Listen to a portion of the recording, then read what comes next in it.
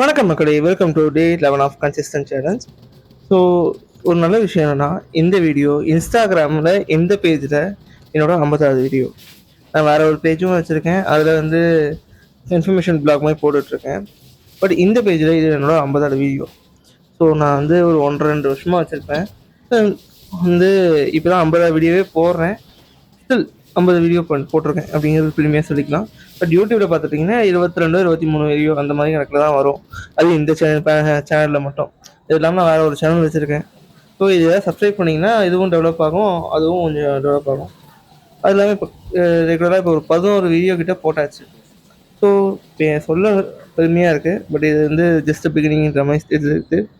அடுத்த மூவாட்ட டே நான் பண்ணணும் அப்படின்னு முடிவு பண்ணியிருக்கேன். ஸோ இன்றைக்கி வந்து அந்த 50ங்கிற விஷயம் பெருமையாக இருந்தாலும், அதேமாதிரி என்னோடய 50 புஷ்அப்ஸ் இருக்கிற சேலஞ்சில் இன்றைக்கி வந்து ஃபஸ்ட் ப்ளைன் புஷ்அப் பண்ணேன். அப்புறம் டிக்ளைன், இன்க்ளைன் இந்த புஷ்அப்ஸ்லாம் பண்ணேன். அதுக்கப்புறம் புதுசாக பைக் புஷ்அப்ஸ் பண்ணேன். நேற்று வீடியோலையும் இது பண்ணிட்டு இருந்தேன், நேற்று நாள்லேயும். ஆனால் நேற்று வந்து நான் வாய்ஸ் ஓவர் கொடுக்கல, சும்மா வித்தியாசமாக ட்ரை பண்ணேன் அப்படின்ற பைக் புஷ்அப் பண்ணிட்டு வால் ஹேண்ட் ஸ்டாண்ட் புஷ்அப்ஸும் பண்ணேன். ஸோ இதெல்லாம் கொஞ்சம் வித்தியாசமாக ஏதாவது கம்ஃபர்ட் ஜோனில் இல்லாமல் வித்தியாசமாக பண்ணலாம் அப்படின்னு முடிவு பண்ணி ட்ரை பண்ணது தான். ஸோ கொஞ்சம் நல்லாவும் இருந்துச்சு, கொஞ்சம் அந்த கம்ஃபர்ட்டில் இருந்து கொஞ்சம் ஈஸியாகவும் இருந்துச்சு. ஸோ இதெல்லாம் பண்ணி முடிக்கிறதே கொஞ்சம் நேரமாச்சு.